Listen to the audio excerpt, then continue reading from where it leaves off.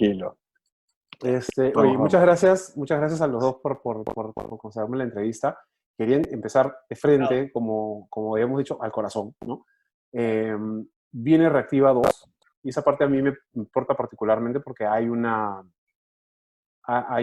tema de fondo, de estructura ahí que a mí me preocupa mucho, ¿no? Y es el hecho de que se están repitiendo, parece, los patrones, los vicios que tenía el primer diseño, el diseño del primer programa. Entonces, un poco, ¿por dónde, por qué, dónde ves tú las fallas? ¿Dónde no ha cambiado esto? Alonso comienza. Yo comienzo. A ver, yo creo que, a ver, hay una diferencia importante entre Reactiva 1 y Reactiva 2 en principio, si vemos los resultados.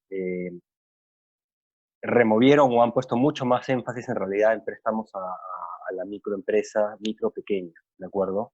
Desde los montos subastados inicialmente, las subastas iniciales de Reactiva 1 eran de cada 4.000 millones, 100 al segmento 98% de garantía.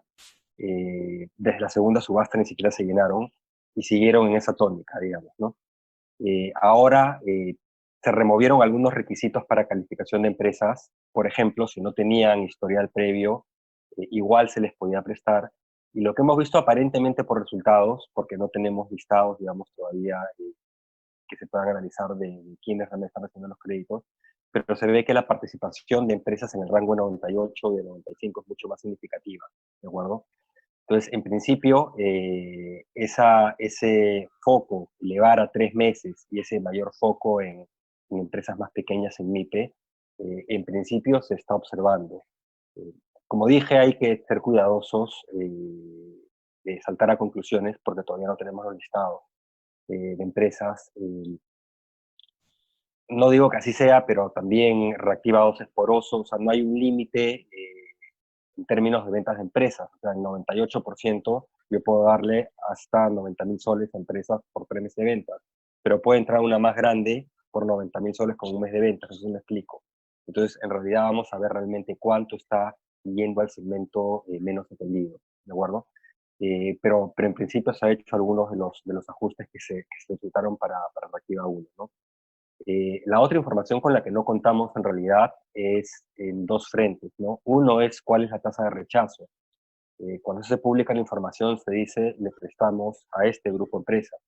Lo que no sabemos es cuántas solicitudes han rechazado. Eso nos podría dar una idea más precisa de en realidad cuál ha sido pues, el grado de penetración de ambos reactivas, ¿no? Reactiva 1 y Reactiva 2. Y lo otro es cuántas empresas tenían negocios previos o actividades, créditos, digamos, operaciones activas con las entidades financieras que les han dado los créditos, ¿no? Que nos permitiría también tener una idea de cuánto ha llegado Reactiva a entidades nuevas, ¿no? Obviamente, más información sería útil también en términos de cuánto han llegado a sectores en que las empresas realmente estaban más necesitadas, cuánto ha sido financiamiento de empresas simplemente con las que tienen mayor vinculación, etcétera, ¿no? Pero yo creo que eso se irá sabiendo poco a poco, ¿no? No sé, Piero, te cedo la palabra. ¿Vale? Sí, para complementar, tal vez Reactiva 1 tenía en el tema MIPE dos problemas. Muchas entidades microfinancieras no calificaban y dentro de las que calificaban no le podían prestar o le podían prestar muy poco a empresas MIPE por restricciones, ¿no? Alguna de esas cosas se ha relajado eh, y eso es lo que puede permitir que tal vez en Reactiva 2 haya más clientes. Digamos, lo más probable es que los bancos, y eso lo tenemos que ver cuando se vean los detalles, lo más probable es que los bancos sigan prestando a los clientes más tradicionales y las entidades microfinancieras con acceso a Reactiva le presten a sus clientes, ¿no? Nadie crea nuevos clientes en esta época y es claro que los bancos tenían, digamos, listas de clientes preaprobados para ello, ¿no? Sí creo que igual, estamos a 4 meses y medio casi el comienzo de la cuarentena y todavía recién se está reembolsando, ¿no? Desembolsando parte de ese dinero. Estamos hablando de una bastante lento. Pero Reactiva, ahora, no es digamos, es posiblemente del paquete macroeconómico, es de lo que más ha funcionado, ¿no?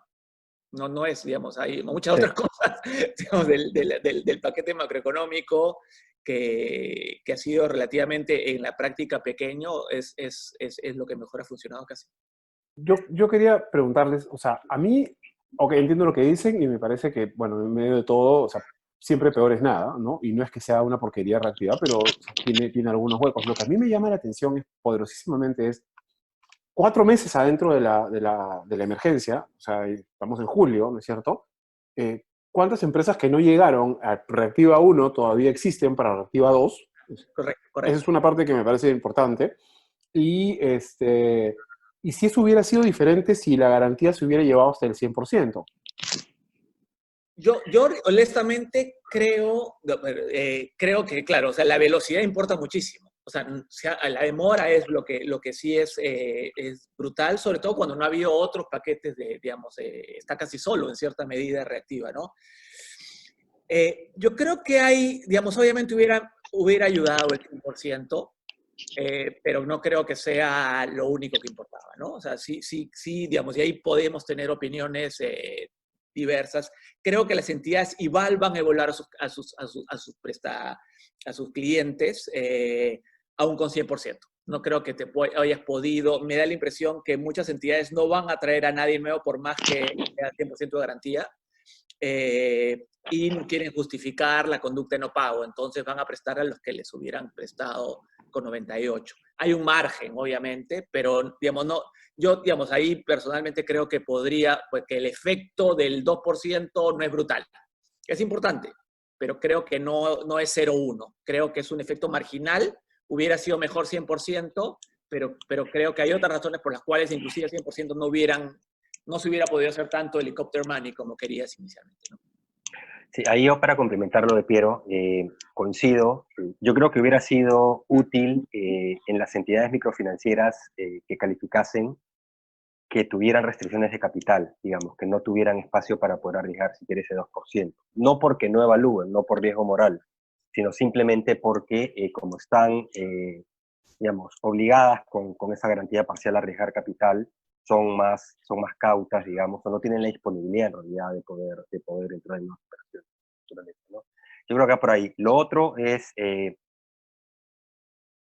dices, Luis, ¿qué pasa si hubiera esto sido antes? ¿Qué pasa con los que no han llegado? Ciertamente muchas no han llegado, por eso vemos que empleo se ha contraído al mes de junio, empleo en Lima, se ha perdido más de la mitad del empleo, 55% del empleo en Lima, no sabemos a nivel nacional.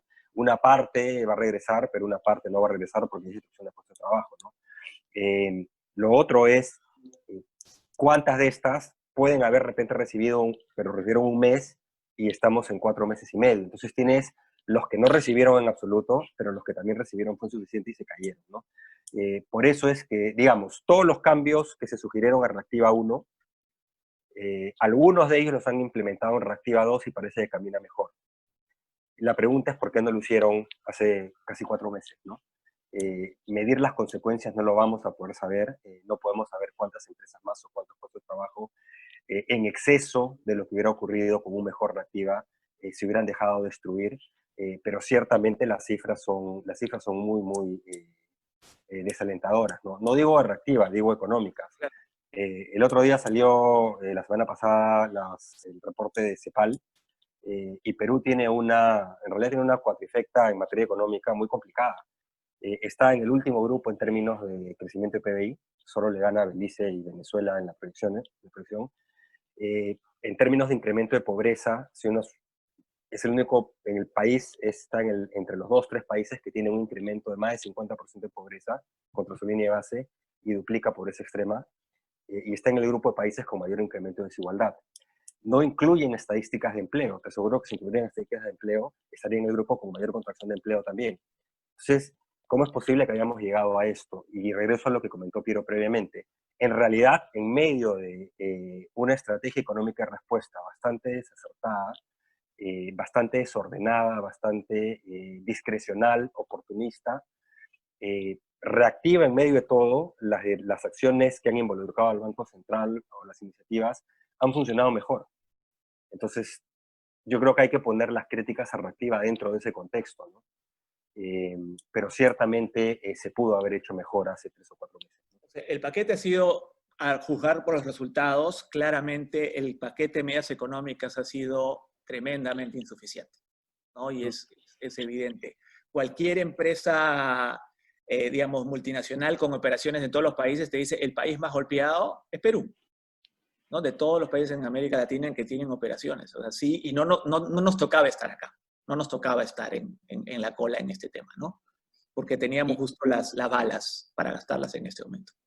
Y en este momento, bueno, el gasto público no ha llegado como debería. Era esperable que, por ejemplo, el gasto de inversión pública se fuera al suelo porque tenías incapacidad de poder desarrollar las actividades. La cuarentena fue de las más duras, pero las más porosas a la vez. Entonces, toda la actividad formal se paraliza, la que te puede generar más empleo, más actividad, pero el informal sigue operando. Entonces, sigue propagándose el virus, digamos.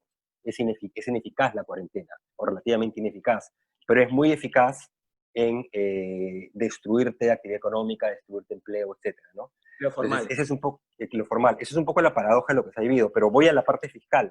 Entonces, la inversión pública era lógico que se tenía que caer como un plomo, pero el gasto público no ha llegado lo suficiente. La otra parte del gasto público, los bonos. Te dicen, te voy a dar un bono, ahora están discutiendo un segundo bono de los 760 soles, pero todavía lo siguen discutiendo, 4 meses y pico o más de 4 meses de cuarentena, ¿no? Es absurdo, o sea, la gente no se puede sostener con eso sin poder trabajar, ¿no? ¿A qué atribuyes tú que sigan, o sea, a qué atribuyes que sigan discutiéndolo? O sea, porque ya salió la primera vez, es clarísimo que fue insuficiente, la gente sigue encerrada en su casa, o sea, siguen con miedo de salir, hay una dificultad enorme para reactivar la economía, hay pérdidas de empleo definitivas, o sea, no se van a recuperar, ¿es cierto? Por ciertos sectores, incluso el PBI potencial de ciertos sectores ha caído y no se va a recuperar. Entonces, ¿qué cosas están pensando? O sea, ¿qué están pensando? ¿Por qué se demoran en ese texto? A ver, ahí empiezo yo, y lo hemos escrito con Piero, con Alfonso, reiterativamente desde abril, y antes inclusive, ¿no? Yo creo que lo primero es, acá no hay rendición de cuentas, y como han debilitado el marco macrofiscal, el MEF se autoeliminó la obligación de tener que publicarte una estrategia económica, el marco macroeconómico de abril. Entonces, han suspendido las reglas fiscales, no sienten obligación de informarle a nadie. Por eso es que te pueden lanzar una medida en una conferencia de prensa y después lanzarte otra 2 semanas después, anunciarte un bono que no se desembolsa hasta 2 meses después, y no hay coherencia entre las medidas, porque se eliminaron todas las responsabilidades. Entonces, estás en la absoluta opacidad de conducción de política económica. Entonces, cuando yo tengo total discrecionalidad de hacer lo que quiero, voy actuando conforme veo que voy razonando la situación y no tengo que rendirle cuenta a nadie de qué es lo que está ocurriendo. Entonces, lamentablemente estamos operando en ese entorno. Te pongo un ejemplo. ¿Cuál es la capacidad fiscal real de Perú en este momento de seguir implementando, por ejemplo, bonos o medidas en mercado laboral que no han implementado básicamente ninguna? Han dejado que el mercado laboral implosione inercialmente, sin hacer nada. Y se alertó también eso, ¿de acuerdo? Pero te doy otro ejemplo. Todavía estamos en etapa contractiva. Claro, el punto más bajo del ciclo fue en abril, probablemente en términos de PBI, en junio probablemente en términos de empleo, pero digamos, estás 30% abajo, en empleo estás 50% abajo. Comienzas a recuperarte muy lento de un fondo muy profundo. Sin embargo, el Ministerio de Economía dilató pagos de impuestos y en este momento ya están tanto empresas, hasta las más chiquitas, como personas naturales, las pocas relativamente, el 1 millón y pico que pagan impuestos a la renta, tienen que comenzar a pagar renta. Es cierto que han dado un régimen relativamente flexible de reprogramación, pero la pregunta que uno se hace ¿es este el momento de exigir pagos de impuestos del año pasado cuando las empresas no facturan, los trabajadores, los de cuarta en particular, que tienen que pagar la regulación del año pasado, no están generando ingresos? De repente lo es porque dicen, mira, tenemos una brecha de financiamiento, tenemos necesidades de gasto enormes, entonces tenemos que comenzar a recabar impuestos, el multiplicador de gasto es más alto, que no están pudiendo gastar, dicho sea de paso. Pero el tema es, se están cobrando impuestos sin rendirte cuenta siquiera de por qué están cobrando esos impuestos. ¿Me explico? Entonces, no tiene sentido, porque eso te genera política procíclica, o sea, te chanca más la actividad económica porque le quitas recursos a las personas, a las empresas, para poder inyectar en la economía.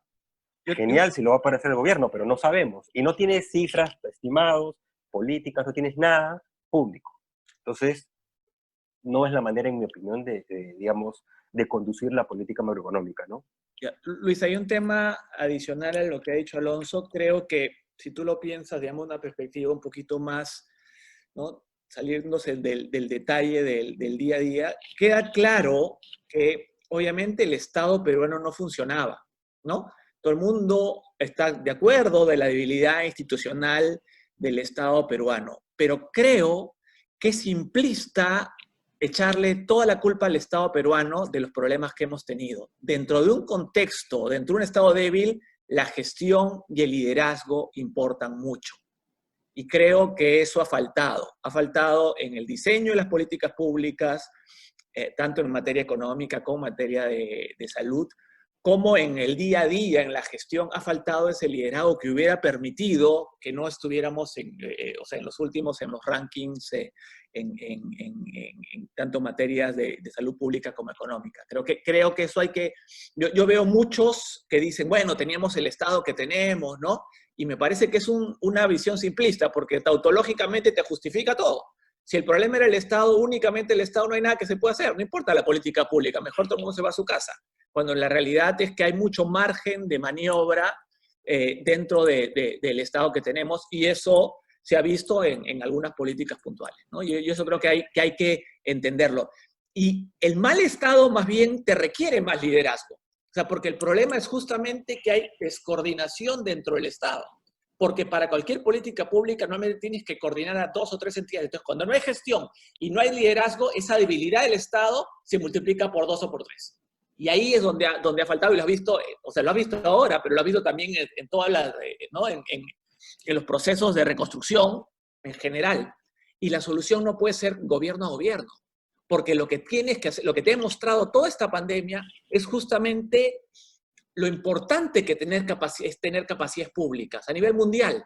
Los países con capacidades públicas peor han estado en una situación que han debilitado su Estado de alguna manera, han estado en una situación digamos, débil versus los que han tenido mayores capacidades. Y creo que lo que tenemos que hacer es cómo logramos construir esas capacidades que han sido indiscutiblemente, como dije, débiles, ¿no?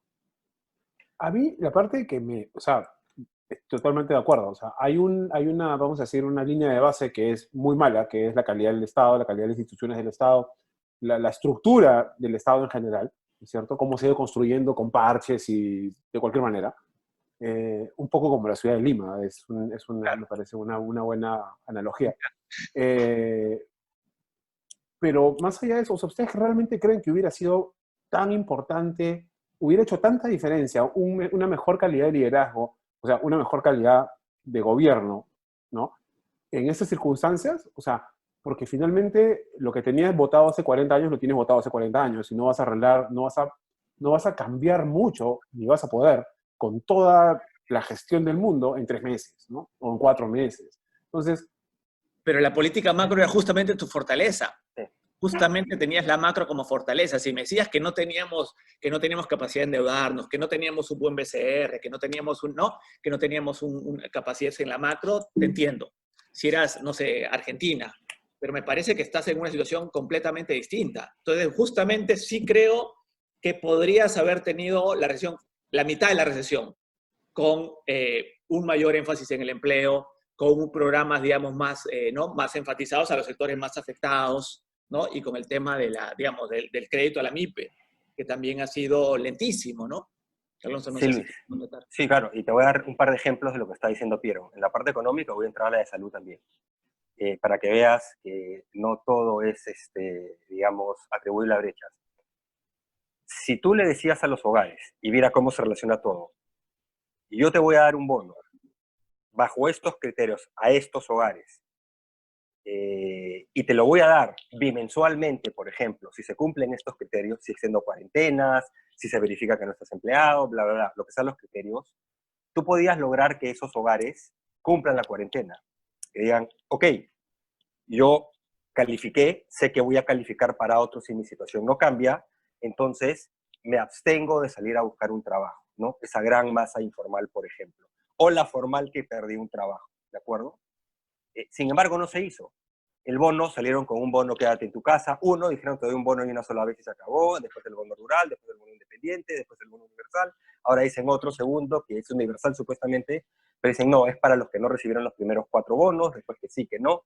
Entonces, la pregunta es, ¿el comportamiento de los hogares es el mismo si hubieran tenido una política clara, que si no la tienen, la respuesta es no. Otro ejemplo, varios países han adaptado, han generado instrumentos específicos para mantener el empleo, ¿de acuerdo? Para que no se rompa el vínculo laboral. Y básicamente la fórmula ha sido, se tiene que compartir la carga entre empresas, trabajadores y Estado, ¿de acuerdo? Sí, claro. Subsidios, ¿ok? Acá lanzaron un subsidio para de 1.500 hasta trabajadores de 1.500 soles, sin ningún tipo de restricción, sin ningún tipo de condicionamiento, y dijeron, y por una sola vez, ¿de acuerdo? ¿Qué hago yo como empresa? Cobro el subsidio, igual despido, ¿ok?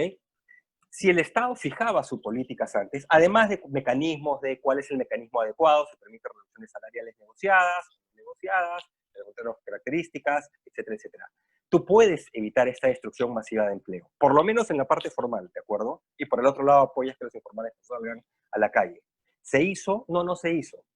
Lanzaron una vez un subsidio y ahora dicen que lanzan otro. Y siempre como unos, y por acá caen como meteoritos, ¿ok? Gracias, que en una conferencia de dijeron de repente me cae algo y no sé si me vuelve a caer. El comportamiento natural de las empresas, en este caso es, bueno, sigo despidiendo, pues, o suspensiones perfectas o lo que fuera, ¿de acuerdo? Así el Estado tenga o no tenga la plata porque tampoco lo ha dicho. Y por el lado de los hogares también digo, bueno, me cae el bono, qué bueno que me cayó, pero tengo que seguir saliendo porque no sé si me cae otro bono. ¿Cuál es el resultado de esto? Más incertidumbre, destrucción de puestos de trabajo, pero además más propagación del virus.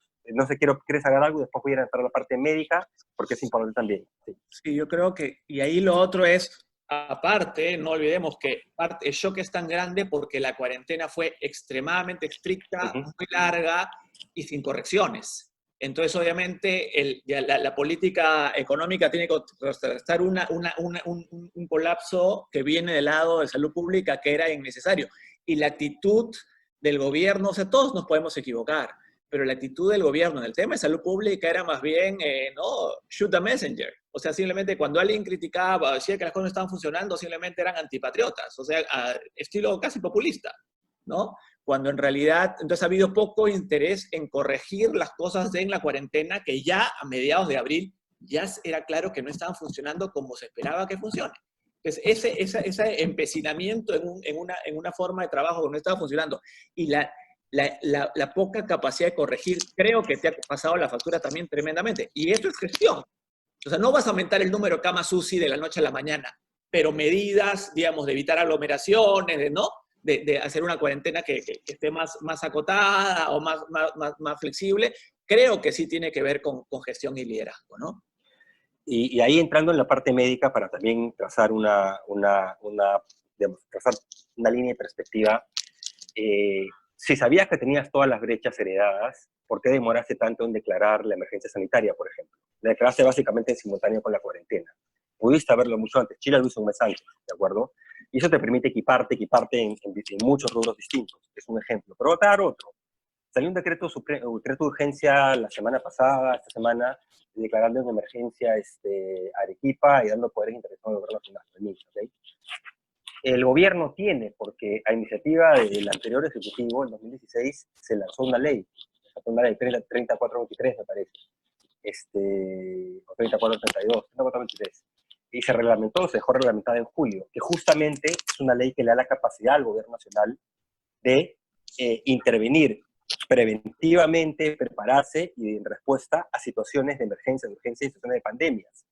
Tenían esas facultades. La pregunta es, ¿por qué nunca las usaron en Loreto antes, en la Costa Norte antes, cuando no funcionaban los gobiernos regionales? Ahora en Arequipa. Y eso es pura gestión. Eso es pura gestión. Entonces, de nuevo, no podemos, digamos, echarle la culpa a la situación heredada cuando ha habido evidentes fallas en la conducción de las políticas sanitarias y de las políticas económicas, y evidentes descoordinaciones entre ambas, ¿no? Claro. Obviamente, o sea, no es que no el punto es no ir al extremo de ignorar la debilidad institucional, ni ir al extremo de pensar que dada esa debilidad institucional no había nada que hacer. Hay que entender que hay, ¿no? Hay una correspondencia. Ambos, las debilidades naturales, que no se corrigieron los últimos 30 años, o nunca realmente, pero a pesar del crecimiento no se corrigieron los últimos años, y los problemas con el liderazgo y la política pública que tampoco funcionan, ¿no? eso es un poco a lo que quería ir, o sea, efectivamente, o sea, es imposible, voy a poner la palabra horrible, defender al gobierno de absolutamente nada, y yo recuerdo que ya tenía problemas de críticas de gestión hace 3 años o 4 años, de gestión, o sea, problemas de gestión que ha arrastrado y es algo que no ha cambiado en el gobierno. Pero más allá, o sea, las líneas de base no solamente son que si tienes un Estado desorganizado, que tienes a los sectores votados, que tienes subinversión en todas las redes de seguridad social del Estado, sino que esas mismas trabas, esos problemas de competencias en gobiernos regionales, de competencias en los propios ministerios, en los mandos medios hacia abajo, constituyen en sí mismos barreras de implementación. O sea, yo puedo reaccionar extraordinariamente bien, pero no tengo forma de hacer que estos 380 soles le lleguen a ese señor que está allá, porque en el medio no hay nada. O sea, no hay cómo llegar al señor. Y eso depende de, esa es mi línea de base. Esa es mi línea de base. O sea, quiero tirar plata por helicóptero. Quiero tirar plata por helicóptero, lo que estaban diciendo, ¿no? Hay que meter plata allá, pero no tengo helicóptero. Lo quiero hacer, acá tengo la plata, pero no tengo helicóptero. Eso también constituye una barrera de implementación. Pero sí tienes un helicóptero, lo que tienes es un helicóptero que no funciona tan bien, digamos, ¿no? Entonces requieres más skills, más habilidades para hacer lo que funcione, pero sí tienes un helicóptero, ¿no? Algo tienes, no estamos desvalidos en este caso, ¿no? Sí, y lo otro es, como dice Piero, lo que pasa es que, a ver, hay debilidades, y cuando sabes que tienes debilidades, eso le pone muchísima más presión, digamos, al diseño de políticas y a la gestión y a desarrollar los mecanismos que te pueden llegar, porque como no puedo llegar por la puerta, tengo que llegar por la ventana. Por ejemplo, cuando tuvimos que prepararnos para el Niño, el año 2015, fin de 2015 de emergencia, se generó un marco, se activó el COEN, se activó todo un marco, no se le dio una parte muy pequeña a los fondos regionales y locales y el gobierno nacional se cargó toda la responsabilidad. ¿Por qué? Porque sabíamos que si no lo hacíamos de esa manera no llegábamos, ¿de acuerdo? Acá el concepto ha sido diferente, desde la reconstrucción con cambios hasta lo que estamos viendo ahora era dejemos pues que le damos más plata a los subnacionales cuando sabes que no pueden reaccionar y menos contra el reloj. Entonces ahí es lo que dice Piero, necesitas liderazgo, ¿de acuerdo? Si necesito un marco especial, lo desarrollo y trato de llegar como sea posible. En salud no usaron el marco que tenían para pandemias, no lo han usado hasta el momento, ¿de acuerdo? Lo cual es, en mi opinión, es imperdonable. Pero, digamos, tus potencias, tus limitaciones, si simplemente decides actuar inercialmente. En el caso de inclusión financiera, ciertamente hay muchos problemas. Y no es que los vas a solucionar de inmediato. Pero también te puedo decir, en 2015 lanzamos la Estrategia Nacional de Inclusión Financiera y que ha debido seguir implementándose. Es un proceso lento, pero no es que eras ciego a lo que está ocurriendo.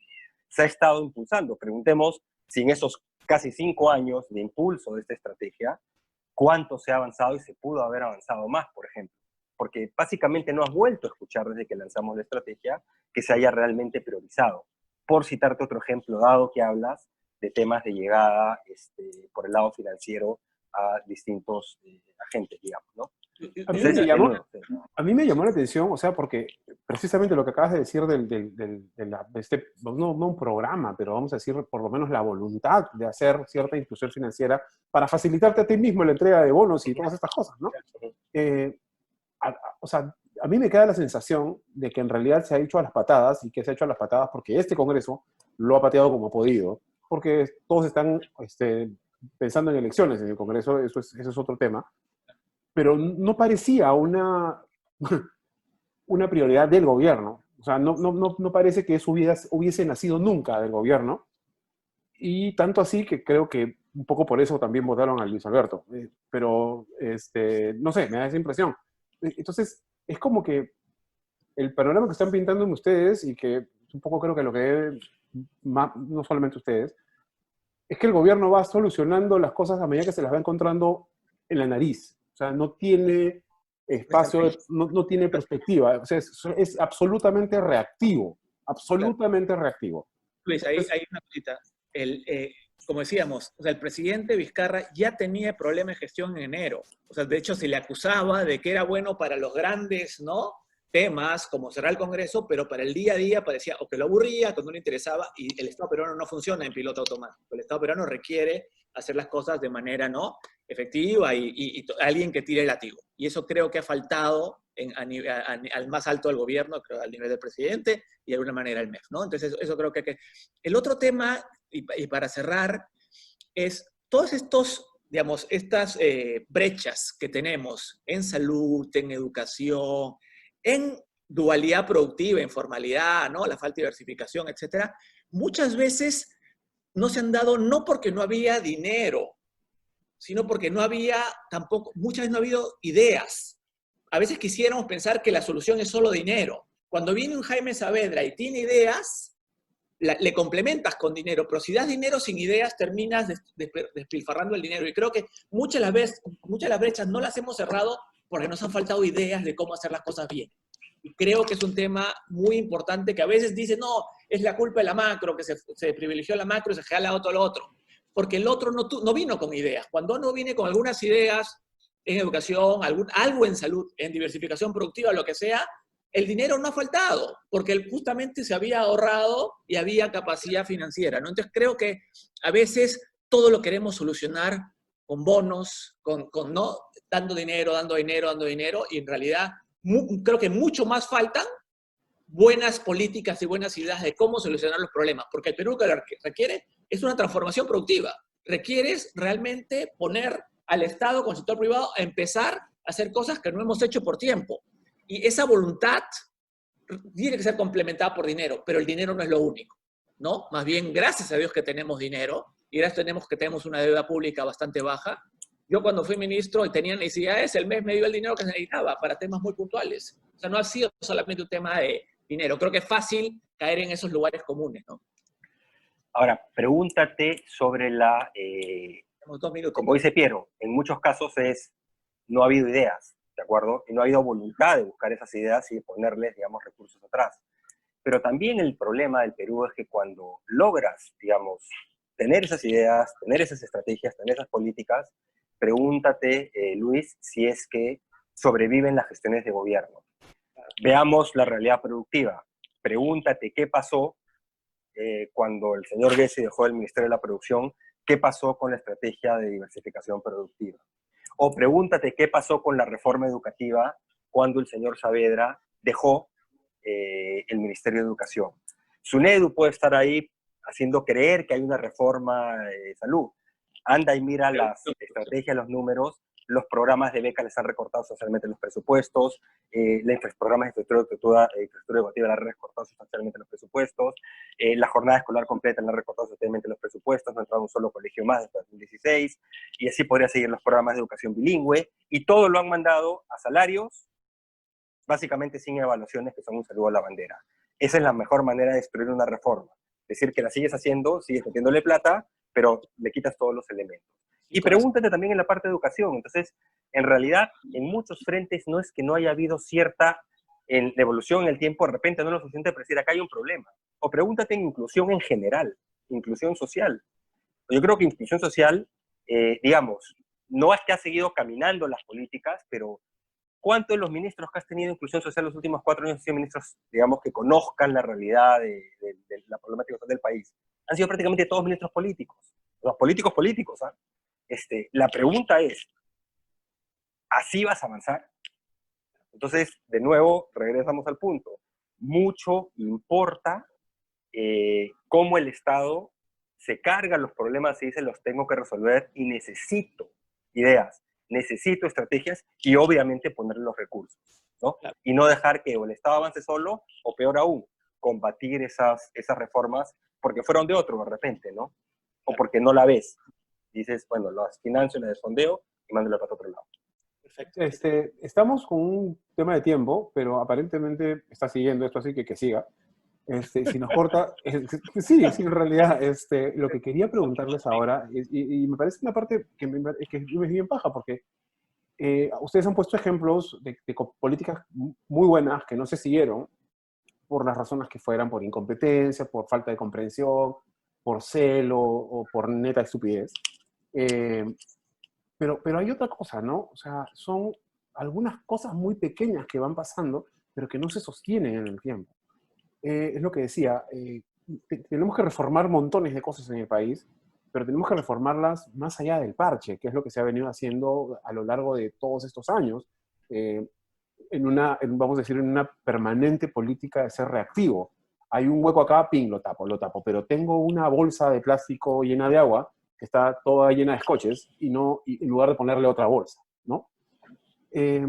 ¿A quién correspondería o de qué manera podría diseñarse políticas públicas que lidiaran con esa circunstancia, con esa, no voy a decir refundación porque suena muy marxista, pero sí creo que la palabra podría venir por ahí, ¿no? O sea, pero la pregunta es cómo reformas el Estado, ¿no? O sea, de alguna manera tú dices, tenemos un quién, Estado, ¿cómo lo fortalecemos? ¿Cómo ¿quién le crean pone el las... cascabel al gato? Porque el gato está despensero, además. Entonces, es como, pídele, o sea, ¿quién tiene que hacer la reforma política?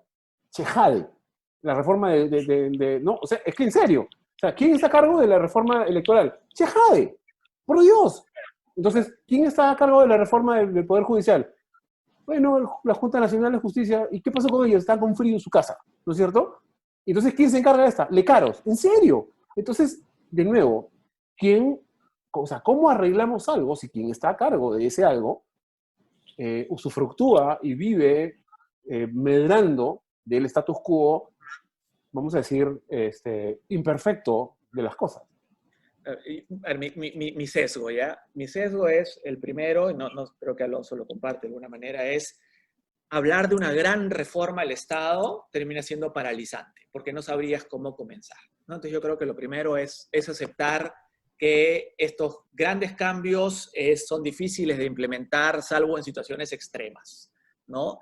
Y con ventanas de oportunidad bastante angostas, ¿no? Yo tiendo a pensar que hay que hacerlo más incremental, pero de alguna manera tiene que haber un acuerdo para continuarlo en el tiempo. O sea, en realidad, si tú hubieras continuado muchas de estas políticas en el tiempo, terminas construyendo esas capacidades públicas que no tenías. La gente solo aprende, el Estado solo se fortalece haciendo las cosas.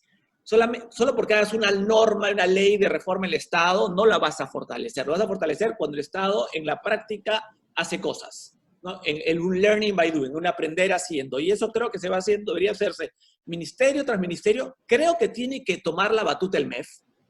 Me da la impresión que tú no reformas el Estado si tú no tienes un MEF muy fuerte que de alguna manera conoce todos digamos, cada sector y cada ministerio y empiezas, y no es decir, te di plata y me olvido, sino es empezamos a trabajar juntos. ¿Qué políticas públicas tenemos que hacer? Ok, diversificación productiva. Produce, ¿qué cosas estás haciendo? Trabajemos juntos. ¿Cómo fortaleces a nivel regional? ¿No? Y te empieza a trabajar, MEF produce y empiezan a hacer cosas y en ese proceso se reforma el Estado. Esa idea de que vas a sacar una gran reforma porque sacas una ley, creo que normalmente no funciona. Lo mismo con las regiones. Tú tienes un proceso de descentralización claramente que no funcionó bien, pero que es políticamente imposible de retroceder. Entonces tienes que trabajar con las regiones, no simplemente decirles les pasé plata y es culpa de ellos que no lo gastaron. Tienes que ir y trabajar directamente con los gobiernos regionales para empezar a, ¿no? En obra de infraestructura, en obras mucho más productivas, ¿no? Para trabajar juntos. Y creo que esa es la manera. No le veo, o sea, digamos, no es tanto como Chejade. Creo que la reforma política es mucho más complicada. Creo que hay, porque de alguna manera los Chejades, si tú quieres, serían los burócratas de mando medio que no quieren que se reformen las cosas. Pero muchos de los que tienen que liderar estas reformas no son necesariamente, digamos, burócratas de carrera, sino son gente que con liderazgo arriba puede hacer que se mueva la maquinaria. Yo sí creo, cuando yo entré a ministros a mí me dijeron, te das cuenta que el Estado no se puede mover. Creo que eso no es verdad.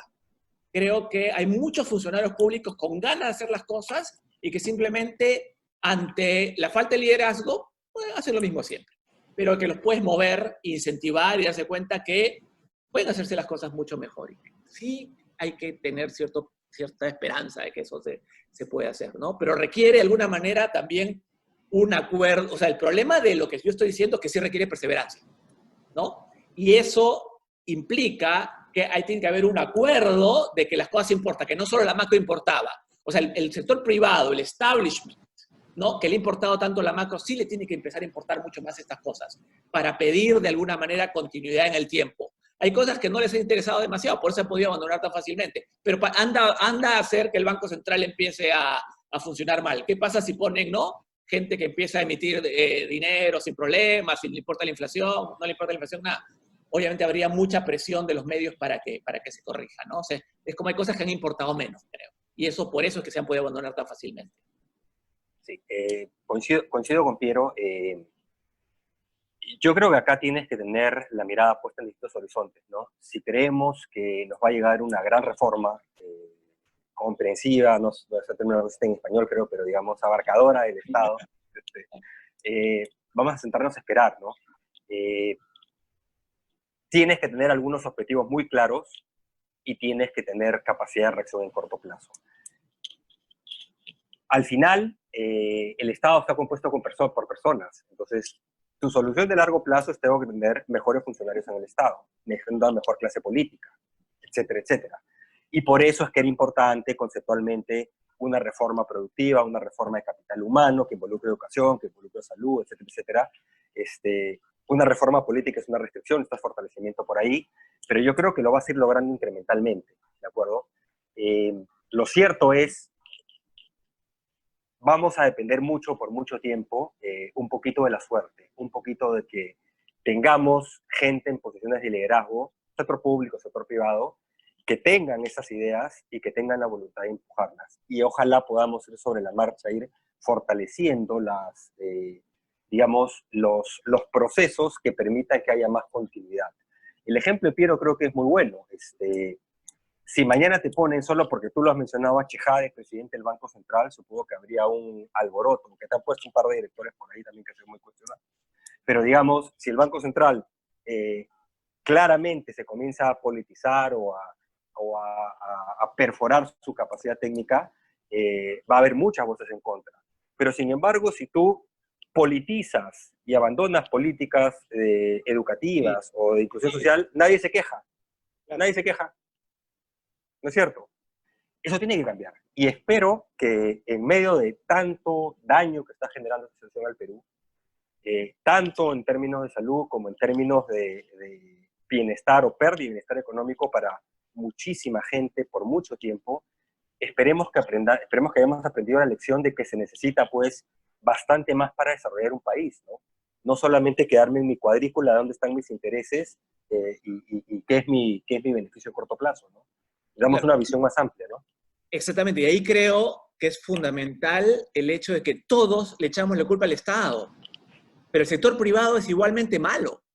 O sea, no tenemos un sector privado que está a la altura tampoco. O sea, requerimos, o sea, hay mucha gente competente, obviamente, ¿no? No vamos a decir que no, pero claramente no se está poniendo el país en el hombro, ¿no? De alguna manera tienen que cambiar la lógica mercantilista y lobista que ha preponderado, o la lógica de que el Estado se ponga de costado. Entonces, creo que es imposible que este país salga adelante sin una alianza que incluya el sector privado. Es un sector privado que tiene que pensar más en una visión más país, que creo que no la ha llegado a internalizar completamente. Entonces, ese es parte del problema también. A mí, cuando me dicen este tema de que no, el Estado no hace bien las cosas, que se ponga de costado, justamente es la receta al fracaso. Porque si el Estado se pone de costado, simplemente es que no haga nada y me permite hacer todo lo que yo quisiera hacer y no vamos construyendo esas capacidades públicas que son esenciales para tener un país ¿no? más igual, es un país más moderno, más desarrollado, ¿no? O sea, si se pone de costado, se va a tener que poner siempre de costado porque nunca va a desarrollar las competencias. Costado, simplemente hacemos un outsourcing. Por eso estas cosas gobierno a gobierno lo puedo entender para una cosa muy puntual, pero no podemos outsource el gobierno. El Estado tiene que hacer las cosas. Y esa cuestión, entiendo la frustración de la burocracia, pero casi toda política pública deberíamos entenderla en el contexto de esta política pública me está ayudando a ser un mejor Estado, más eficiente, que contribuye a ser un mejor país o no. Y eso creo que no lo llega a internalizar el sector privado, que simplemente quiere digitalizar y outsource todo. Y eso creo que es equivocado, porque nos pasa la factura hoy. Creo que con algunas excepciones en el tiempo, pasaste de que el Estado se dedique básicamente a la macro y listo, el sector privado es el resto, por ahí un cambio de visión, pero después a regresar a que el Estado simplemente destrabando distorsionando el concepto original, ¿ok? Pero destrabar como la máxima, más simplificación administrativa, son básicamente las maneras en que vas a desarrollar el país. Y ahora, la nueva visión es gobierno a gobierno. Si te das cuenta que tienen que denominador común, lo que dice Piero es, oye, Estado, hazte un costado y listo. Y por la inercia o la actividad privada va a solucionar problemas. Y no es así. Digamos, el sector privado es el principal motor digamos, actividad económica en cualquier país, pero hay cosas que solamente el Estado te puede dar. Hay bienes y servicios públicos que solamente el Estado te puede dar.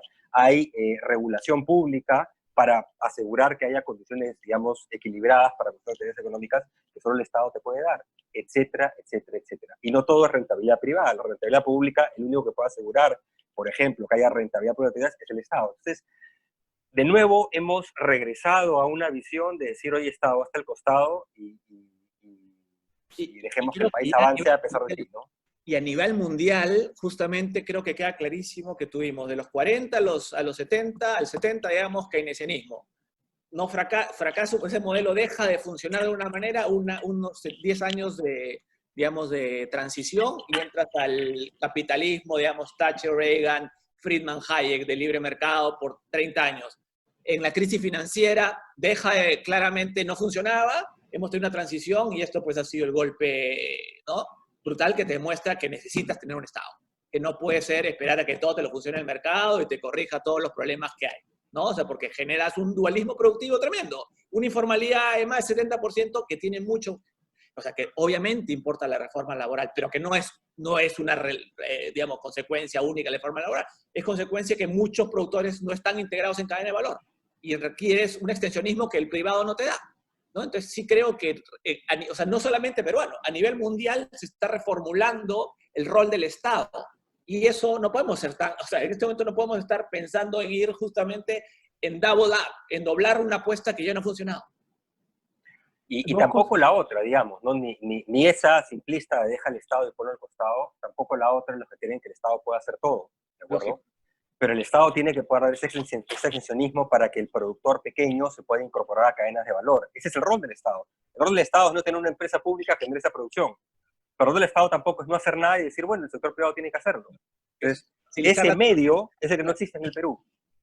Y Luis, y de alguna manera, y ya para terminar, porque es un tema que podemos ir por tiempo, mucho del problema de la izquierda es que no viene con ideas tampoco. O sea, el rol alternativo, digamos, ante el libre mercado, digamos, capitalismo salvaje, si quieres, la alternativa izquierda es carente de ideas, o sea, regresa a la industrialización, al desarrollismo, pues, fallido, o al bono universal permanente. De alguna manera no están ayudando a esta transformación productiva que requiere el país para reducir la informalidad, para reducir las diferencias económicos-sociales, ¿no? Entonces, creo que hay mucho más, por eso dijimos al comienzo, lo que hay es una escasez de ideas, en buena medida. No es solamente un tema de dinero y que no ha habido muchas ideas, por un lado, y no ha habido, digamos, esa continuidad que hubiera sido necesario con las ideas que tenían cierto sentido, ¿no? Yo quiero, ya para terminar, y mil gracias de nuevo, dos preguntas. La primera es, en realidad es un comentario que les quería pedir. Viendo los gráficos que presentó el BCR la semana pasada, hay una recuperación francamente sorprendente del consumo de energía, de la producción de energía. Está solo 4% por debajo de su media. Y es como, o sea, si se ha caído 20 y tantos % de la producción en general, ¿cómo es posible que la producción de energía esté solo 4% abajo? Eso es uno. Y hay un comentario ahí que dicen que más o menos hay una cementera que está vendiendo, ya está en el 70% de sus ventas del 2019. O sea, en el nivel, ¿no?, de las ventas del 2019. Lo que habla del tamaño del sector informal y lo que decía Alonso más temprano. O sea, tienes una cuarentena absolutamente permeada. O sea, porque tienes gente que sigue trabajando y que ha seguido saliendo a la calle y que ha seguido haciendo lo que necesita hacer para seguir viviendo. Pero ¿cómo se explica? O sea, ¿hay una explicación para ese número en particular y lo que acabo de decir? No sé. Sí, a ver, ahí si quieres te comento yo. Vamos a ver por qué es solo un indicador, que es el más recuperado, digamos. Hay otros indicadores que están bastante lejos, ¿de acuerdo? Tú lo que vas a ver ahora es 3 meses de recuperación estadísticamente importante de indicadores. ¿Por qué? Porque has tenido básicamente la mitad de la economía parada, ¿de acuerdo? Y en un periodo de 3 meses vas a abrir gran parte de eso. Algunos con restricciones, otros no van a poder, pero gran parte. Entonces, si tu economía se te cayó al 60%, PBI de abril, 60%, vamos a hablar mes, y mayo fue 33%, ese 7% es como, mes es como 11, 12% de crecimiento, ¿no es cierto? ¿Qué pasa si en junio tienes una contracción del PBI del 20%? Lo que te está diciendo en realidad es que el PBI va a haber subido como 15%. O sea, es cierto, vas a tener una recuperación un trimestre relativamente rápida. Ojo, suponiendo que el virus no nos sigue golpeando y se acelera como ha ocurrido en ciertas regiones, de acuerdo a otros países. Estamos suponiendo que la apertura continúa. Has tenido que cerrar, poner cuarentenas de nuevo en parte de Cajamarca o parte de Cusco, ¿de acuerdo? Estamos suponiendo que esto no se generaliza, digamos, ¿ok? Entonces tú lo que vas a ver es que vas a partir de un fondo muy profundo, de 30-40% de caída, y probablemente vas a recuperar en PBI de repente las 3/4 partes, o 3 partes en cuestión de 3 meses. Pero el resto, el otro 10%, te va a costar muchísimo. En empleo va a ser aún más duro. Has perdido 50 y tantos % de empleo en Lima, 67% de empleo adecuado. Sí, vas a tener crecimientos de doble dígito por 3 meses consecutivos. Vas a tener una recuperación rápida al comienzo, pero eso no es una recuperación en B. Eso es estadístico y de ahí se te va a comenzar a aplanar y te va a sacar muy abajo. Pregunta es, ¿cuándo creemos que vamos a recuperar el nivel de actividad económica en 2019? Consenso te va a decir 2022, segunda mitad, si no es 2023. Empleo adecuado sobre todo después de eso. Pobreza, porcentaje de clases medias, medias bajas, probablemente te tomen más tiempo. Entonces, yo creo que no podemos cometer el error de mirar un indicador o mirar los datos de 1 o 2 meses y comenzar sobre la base de eso, sobre todo el gobierno, decir triunfalismos. Así como dijeron, el virus no va a tener impacto en el Perú en febrero, así como dijeron en abril, la economía peruana va a crecer por lo menos 2%, o como cuando salió hace un mes el Banco Mundial decir, la economía peruana se contrae 12%, y se iban a decir que el Banco Mundial no estaba equivocado porque no estaba incorporando, digamos, todas las políticas económicas de respuesta, solo para que hasta el Banco Central salga con presiones más pesimistas. En este momento tampoco podemos decir, como también se ha dicho, la recuperación es en Bechica. ¿Qué significa en Bechica? Vamos a salir como cohete, como en 2008-2009, porque no va a ocurrir. Vas a tener una cuestión rapidita al comienzo y te vas a quedar a mitad de camino. Y de ahí va a ser muy, muy duro, ¿de acuerdo? Sí, de acuerdo. Entonces vas a ver esos indicadores, pero hay que tener mucho cuidado sobre optimismo. Tampoco sobre negativismo, digamos, pero vas a ver esos, algunos que se recuperan más rápido, otros que no, y muchos van a tardar mucho tiempo en recuperarse, lamentablemente. ¿Cuáles son los sectores donde tú percibes que hay una pérdida permanente, permanente, estoy hablando de 5 años, de 10 años, para una recuperación ex pandemia? Porque, de nuevo, cuando ciertos sectores económicos, no sé si todo el mundo entiende esto, pero cuando ciertos sectores económicos se contraen durante mucho tiempo, hasta por debajo de un nivel, lo que cae es el potencial de ese PBI de ese sector. Y eso no se reconstruye así nomás. O sea, eso nunca tiene un rebote en B, nunca, jamás. Entonces, ¿qué sectores ves tú o consideran ustedes que pueden ser los que van a tener más problemas para recuperar y cuál va a ser el impacto de esos sectores en el empleo? Vas primero Piero, después voy yo, por ejemplo.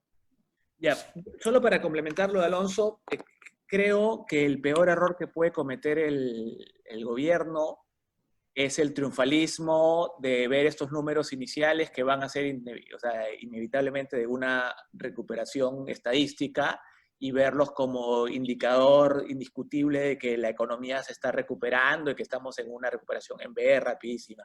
Ese triunfalismo creo que sería muy negativo porque no permitiría que se haga todo lo que se tiene que hacerse para realmente limitar el daño de Perú. Mira, tú mismo mencionaste, esta cementera está solamente 30% debajo de sus ventas del año pasado.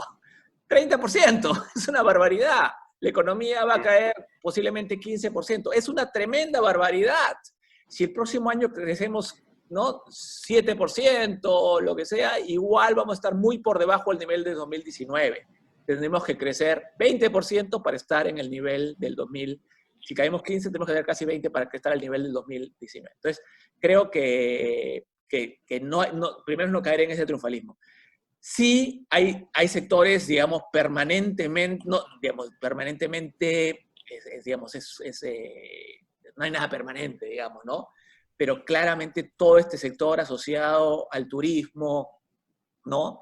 Ha tenido un golpe fortísimo que va a ser, digamos, bastante difícil que se recupere rápidamente, pero lo otro, más que sector mismo, lo que más me preocupa es el empleo formal. Independientemente de lo que genera, creo que ahí sí has tenido un golpe que se va a demorar muchísimo en recuperar. O sea, un trabajo formal que se perdió no se recupera rápidamente, porque digamos, hay un efecto muy, digamos, de permanencia como consecuencia de haberlo perdido y que ya la gente a la siguiente vez ya no contrata fácilmente, sino hace temas a plazo fijo, etcétera, ¿no? Entonces, sí creo que hay algunas cosas que hemos perdido y que no vamos a recuperar rápidamente. A nivel sectorial, yo creo que todo el tema del sector turismo en particular, y a nivel, digamos, de conceptos económicos, creo que el empleo formal. Y el otro tema que hay que ver, que es todo las microfinanzas. Todo el financiamiento a las MIPE, digamos, de una manera más continua, va a depender de cuánto la hoja de balance de las entidades microfinancieras se ha golpeado, ¿no? Nosotros desde abril estamos hablando que se tienen que capitalizar voluntariamente a las entidades microfinancieras, porque han perdido capital y vamos a ver mucho en los siguientes meses, ¿no? Y si no da eso, lo que va a tener es pues una deterioro de la hoja de balanza, que significa que cuando la economía se recupera, estas entidades no prestan lo mismo, ¿no? Y eso va a limitar de por sí la recuperación económica. Entonces yo diría que son tres áreas donde hay que pensar en un efecto permanente, ¿no? Sí, complementando lo que dijo Piero, más que sectores, ya te mencionó uno, importante, toda la cadena de turismo, que es particularmente relevante para Perú. Todo lo que es eventos masivos, digamos, entretenimiento, esparcimiento, también presumiblemente se va a volver por un periodo largo. Pero creo que el punto medular está donde señala Piero, empleo. Los indicadores que va a haber que monitorear hacia adelante no es simplemente evolución de empleo, es evolución de dos variables, empleo formal y empleo adecuado, ¿de acuerdo? Porque al final sabemos que en el Perú la gente se emplea, de alguna manera, pero se emplea. O sea, tú no vas a ver subir el desempleo, ahora temporalmente. La pregunta es en qué condiciones se reinsertan al mercado laboral. Esas van a ser las variables que vamos a tener que seguir y esas son las que lamentablemente van a tomar muchísimo tiempo en recuperarse. Y eso tiene un espejo, si vemos cómo toda la economía es, digamos, circular en cierta manera, todo eso tiene un espejo sobre las condiciones de bienestar de los hogares, ¿de acuerdo? Y es lo que te genera ese efecto de demanda negativo que va a ser persistente, ¿ok? Y que te va a jalar hacia abajo.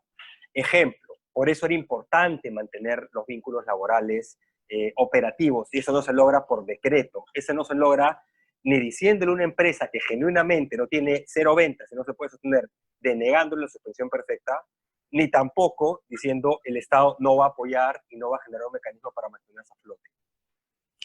¿Qué vas a ver hacia adelante? Dos tendencias. Primero va a dominar la tendencia de recuperación de empleo. ¿Por qué? Porque estás abriendo un bloque grande en la economía. Pero va a seguir habiendo otra tendencia de destrucción de más empleo.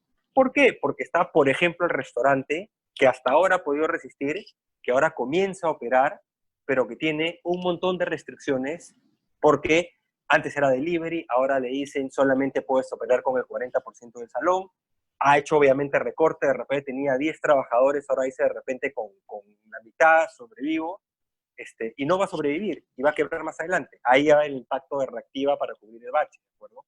Pero eso lo vas a ver, sobre todo en la MIPE, pero lo vas a ver que va a seguir subsistiendo porque no es que el balance, la hoja de balance de los hogares, de las empresas, se va a recomponer inmediatamente tras la cuarentena. Hay daños más permanentes, ¿de acuerdo? Entonces, por eso es que también hemos dicho durante mucho tiempo, miren la parte laboral, miren la parte laboral, y han dejado que implosione. Y mantengan a los hogares a flote justamente para que la pandemia no tenga un impacto tan persistente y pudiera, digamos, reactivarse la actividad económica con menos riesgo más rápido, ¿ok? Entonces, eso es lo que vamos a ver hacia adelante, básicamente, ¿no? Distintas velocidades de recuperación, precarización en general, mercado laboral, actividades económicas, y una ruta difícil. Rapidita al comienzo, te genera algo de ilusión, y después bastante más lenta. ¿Se puede hacer más llevadero? Ciertamente. ¿Cómo? Obviamente hay un rol público-privado, pero tiene que haber liderazgo del sector público. Mejor manejo de políticas sanitarias. Han sincerado las cifras de fallecidos. Se las subieron a 17.000, 18.000. Vamos a llegar a 28, casi con 50.000. O sea, de nuevo, o sea, ¿cómo están manejando la situación en Arequipa? Por ejemplo, ¿de acuerdo? Se veía venir, recién ahora comienzan a reaccionar. Entonces, tenemos mejor manejo en la parte sanitaria y ciertamente mucho mejor manejo en la parte económica. No podemos tener un 28 de julio y un voto de confianza en el gabinete sin que haya una exposición clara de cuál es la política de gobierno que incluye toda la política, obviamente sanitaria, pero toda la política económica, ¿no? Porque si no funcionan los mecanismos de política de gasto, política de ingresos, toda la política en general del Estado, esa recuperación va a ser más dura, porque vas a tener muchos más, no sé cómo llamarlo, pero muchos más daño en la transición, muchos más negocios que van a cerrar, van a despedir, dicen ya salimos de la cuarentena, pero van a seguir quebrando, van a seguir despidiendo, etcétera, etcétera. Entonces, por eso es que las políticas de muy corto plazo tienen que estar muy bien enfocadas y tenemos también que esperar un poquito más para adelante, ¿no? De alguna manera, yo creo que si hay una variable que mide algo que le importa a la gente y que refleja que también está haciendo las cosas un país en lo económico, es la capacidad de generar empleo formal, decente, adecuado, ¿no? Y creo que deberíamos medir el éxito, ¿no? en ese nivel. Y justamente porque nunca no hemos generado tanto en el pasado, teníamos tanta informalidad, es que nos ha pegado y ha sido tan precario, ¿no? Creo que ese indicador es el que más le importa a la gente y es el que deberíamos usarlo como mejor de que también estamos haciendo las cosas. Para terminar, y de nuevo, muchas gracias. Esto es increíble, realmente. Pero qué bueno, qué bueno. Dijiste hace un rato, Alonso, que el asunto del empleo, o sea, que finalmente se va a precarizar el empleo, que la calidad, o sea, va a haber un subempleo enorme porque los peruanos se emplean de cualquier manera, la calidad del empleo va a caer evidentemente. Pero lo que me quedé pensando es, por ejemplo, un señor que vende cualquier cosa en una esquina y es empleado, digamos, y vende cualquier cosa en una esquina en cualquier época. Normalmente tiene ventas que le permiten llegar a su casa y a llegar hasta, no sé, 700, 800, 900 soles al mes, ¿no es cierto? Pero si tienes una economía tremendamente contraída, donde el lado formal, el chorreo desde el lado formal a toda la parte informal de la economía se restringe severamente, yo veo menos espacio para que la gente se autoemplee, porque ese señor que vendía cosas empleándose, que se empleaba vendiendo cosas en una esquina, va a vender la mitad o va a vender la tercera parte. Entonces, no, o sea, se autoemplea igual, porque, o sea, este empleo es empleo residual. no, de acuerdo, absolutamente sí. Se autoemplea y es más pobre. Claro. O sea, simplemente se autoemplea y vende 400 o 500 soles, ¿no? Lamentablemente esa es la solución. Es la válvula de escape de la economía, ¿no? Sí, ahí Luis, estás diciendo, digamos, en lenguaje que se entienda más fácil lo que dije del choque de demanda, ¿de acuerdo? Justamente, el choque de demanda, ¿qué significa? Que cuando salga y quiera vender, ya no encuentra que puede llegar en el día con, no sé, 100 soles a su casa, o lo que fuera, 50 soles a su casa, o 30 soles a su casa, sino llega con el 60% o el 70%, y eso ya no le permite que había un colchón muy grande justo arriba de la línea de pobreza, y eso hace que sea pobre, ¿de acuerdo? Por eso, también, por el otro lado, que decíamos, se necesita en los siguientes meses una política de transferencias a hogares más amplia de lo que ha sido en el pasado, no universal, más amplia y más clara y más transparente, para tratar de ayudar a estos que van a quedar en el claroscuro, a los nuevos pobres o a los ahora muy vulnerables, que antes eran vulnerables y ahora son muy vulnerables. Como políticas de alivio, eso no te va a solucionar el problema en largo plazo o de mediano plazo, pero te va a permitir que siga funcionando razonablemente tu economía y que la recuperación sea más rápida. Pero regreso también al mismo punto. ¿Cuánto espacio hay para eso? Te voy a decir así ya de manera más, no sé cómo ponerlo, pero ni siquiera cínicamente, no lo podemos saber porque el gobierno no dice una palabra, no tiene un estimado, no tiene una proyección a varios meses de la cuarentena, simplemente se ha inhibido de su responsabilidad de hacer transparentes sus políticas, sus estimados y sus proyecciones, ¿de acuerdo? Y eso no es correcto.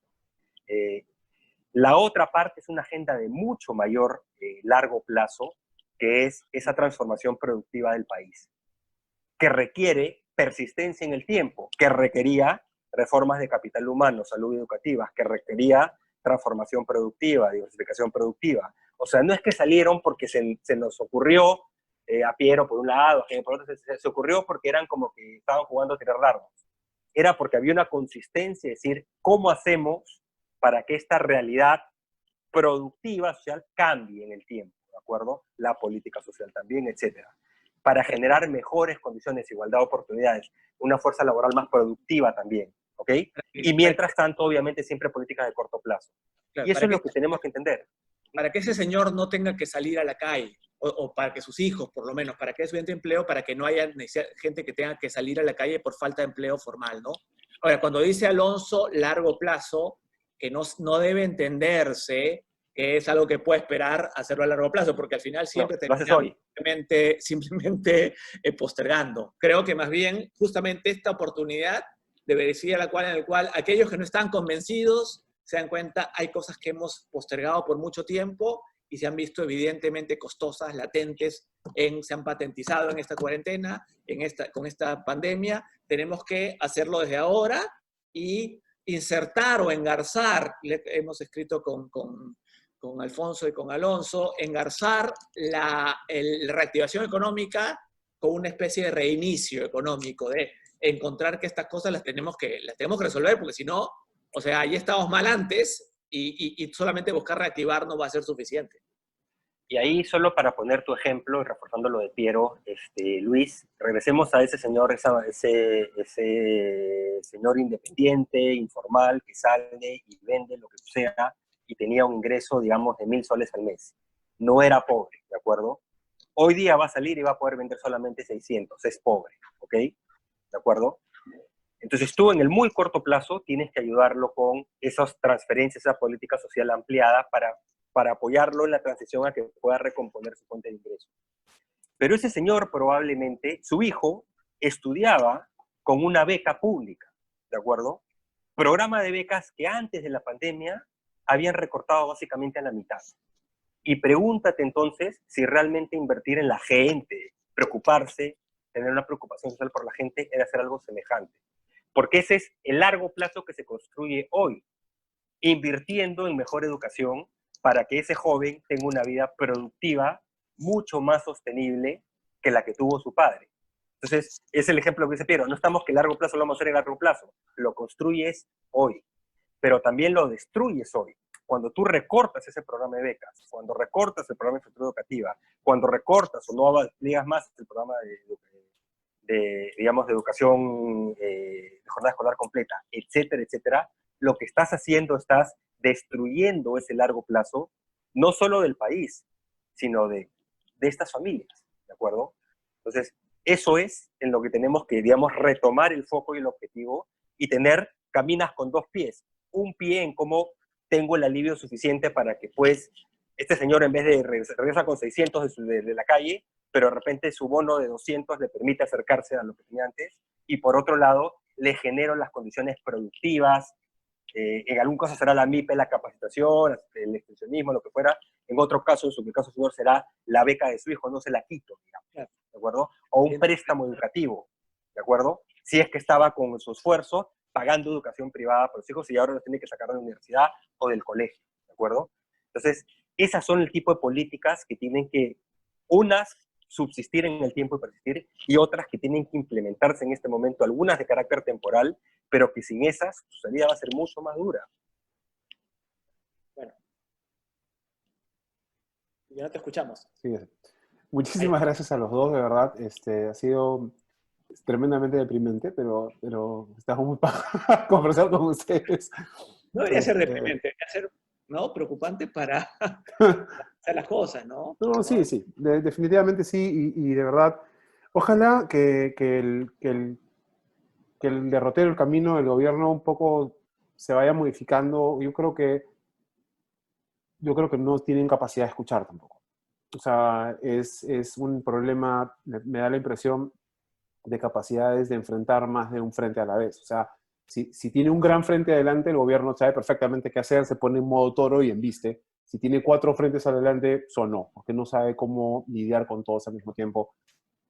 O sea, incluso No en es que las no tareas... saben, Luis, solamente, no quieren en Entonces, muchos casos, como decía Piero, no escuchan y no corrigen.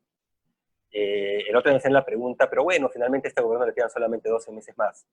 Los próximos 12 meses son críticos. son críticos. O sea, estamos al fondo de un hoyo, pero puede ser bastante peor de acá a 12 meses si es que no se hacen las cosas razonablemente bien, ¿no? Y cruzar los dedos de lo que nos depara en 2021.